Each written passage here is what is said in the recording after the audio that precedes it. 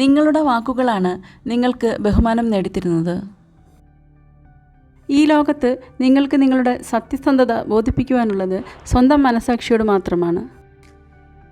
മറ്റുള്ളവരുടെ തെറ്റുകൾ കാറ്റിൽ പറക്കുന്ന പതിരുപോലെ ചൂണ്ടിക്കാണിക്കുന്നവൻ, സ്വന്തം തെറ്റുകൾ തന്ത്രശാലിയായ ചൂതാട്ടക്കാരൻ തൻ്റെ പകിടകൾ മറയ്ക്കുന്നത് പോലെ മറച്ചു വയ്ക്കും. നിങ്ങൾ ചെയ്യുന്നത് ശരിയാണെന്ന് ബോധ്യമുണ്ടെങ്കിൽ മറ്റുള്ളവർക്ക് മുൻപിൽ അത് തെളിയിക്കുവാൻ വേണ്ടി സമയം പാഴാക്കരുത്. സുഖവും ദുഃഖവും തമ്മിലുള്ള ദൂരം വളരെ ചെറുതാണ്.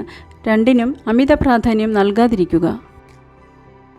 കാലം മനുഷ്യൻ്റെ രൂപത്തെ മാത്രമല്ല, സ്വഭാവത്തെയും മാറ്റിമറിക്കുന്ന ശക്തിയാണ്. മനസ്സമാധാനത്തോടെ ജീവിക്കണമെന്നുണ്ടെങ്കിൽ ചിലതൊക്കെ മറക്കുകയും ചിലതൊക്കെ പൊറുക്കുകയും ചെയ്യുക. കയറിപ്പോകുന്ന പടികളെ മറക്കാതിരിക്കുക. തിരിച്ചിറങ്ങേണ്ടി വന്നാൽ അത് നിങ്ങൾക്ക് വീണ്ടും ആവശ്യമായി വന്നേക്കാം. അസൂയക്കാർക്ക് ഒരിക്കലും മനസ്സമാധാനം ഉണ്ടാവില്ല. വിമർശനങ്ങൾക്ക് മറുപടി കൊടുക്കേണ്ടത് വിജയത്തിലൂടെയാണ്. ഈ ലോകത്ത് ഉപാധികളില്ലാതെ സ്നേഹവാത്സല്യങ്ങൾ നൽകുന്ന ഒരേയൊരു സ്ത്രീയാണ് അമ്മ. പിന്നിലായി പോകുന്നത് പരാജയമല്ല, മുന്നേറാൻ ശ്രമിക്കാതിരിക്കുന്നതാണ് പരാജയം. ചെറിയ കാര്യങ്ങൾക്കെല്ലാം പിണങ്ങുന്നവർ നിറയെ സ്നേഹം ഉള്ളിലൊളിപ്പിച്ചവരാണ്. ആജ്ഞാപിക്കാൻ ആഗ്രഹിക്കുന്നവൻ ആദ്യം അനുസരിക്കാൻ പഠിക്കണം. കൂടുതൽ കേൾക്കുക, കുറച്ച് സംസാരിക്കുക.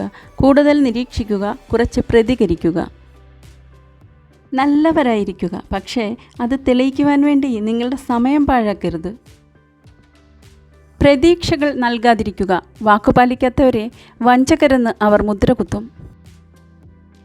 ഒരിക്കലും പരാജയപ്പെടുന്നില്ലെങ്കിൽ പിന്നെ വിജയം നിങ്ങളെ ആഹ്ലാദിപ്പിക്കുകയില്ല.